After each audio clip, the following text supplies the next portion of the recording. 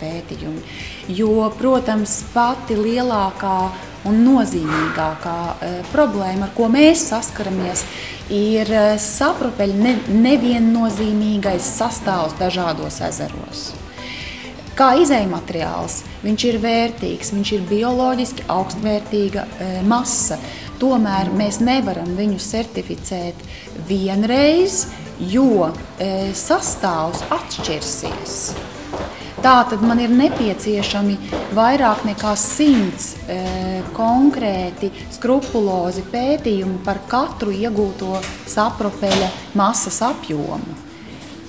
Mēs esam radījuši savu zīmolu, tomēr zīmolam ir nepieciešama vēsture, zīmolam ir nepieciešams apkārt stāsts un zīmolam ir nepieciešama virzība, lai pierādītu potenciālajam klientam, ka šis produkts ir labāks nekā visi pārējie produkti.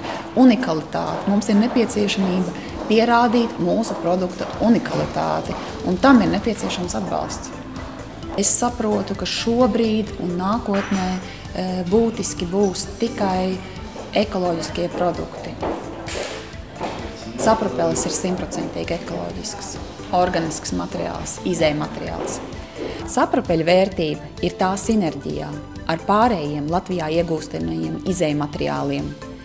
Tās ir gan eļļas, kuras mēs spiežam no Latvijas lindsēklām. Tās ir sastrādātās Latvijas augu izejvielas, kuras mēs pievienojam saprupelim, un rezultātā iegūstam burvīgu, jaunu, vērtīgu Latvijas izejvielu saprupeļa produktu. Redzi?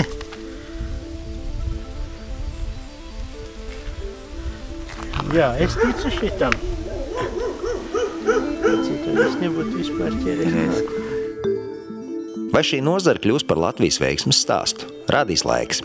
Tikai iespēju realizēšana ir mūsu pašu rokās. Un lai notiek, kā saka paruna. Acis darba izbijās, rokas darba nebijās. Zinājās padarīt.